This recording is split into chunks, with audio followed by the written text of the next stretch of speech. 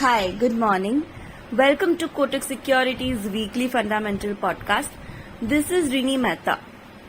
Both Sensex and Nifty declined around 1.2% over the past week, following the trend in global stock markets in the aftermath of a dovish FOMC meeting.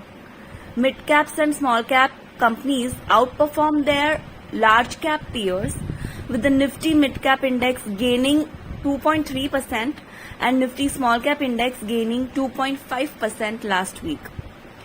During this period, FIIs, that is foreign institutional investors, continued to be net sellers to the tune of rupees 3,052 crores so far in November month. In October, they were net sellers of 29,056 crores.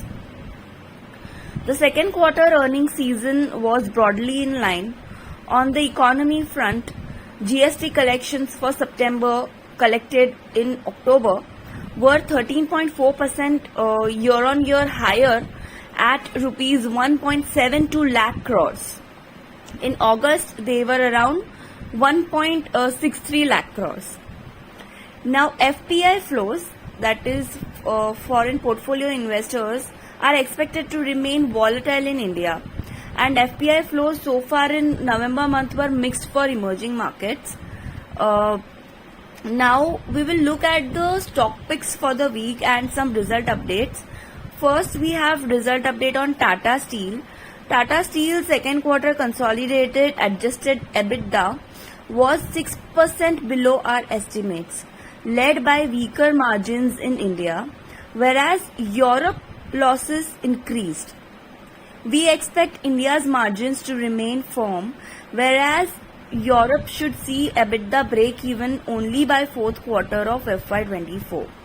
Tata has made a restructuring and impairment provision of around rupees 64 billion towards UK assets and expects to conclude the employee consultation soon. Ongoing expansion projects in India are on track to commission over the next 12 months and would aid earnings. So inexpensive valuations make the risk reward attractive for the stock. So we trim earnings and fair value and maintain buy rating on the stock with fair value or target of 140.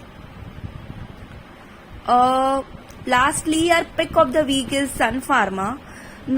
Notwithstanding the adverse impact of the Mohali consent decree, sequentially lower Revlimid sales and higher R&D spends, Sun Pharma posted a fine second quarter.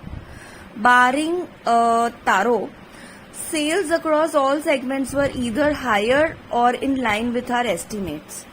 Despite baking in a further increase in R&D spends, we expect Sun Pharma to report a healthy 190 basis points EBITDA margin expansion over FY23 to 26, led by higher profitability in specialty and better domestic productivity.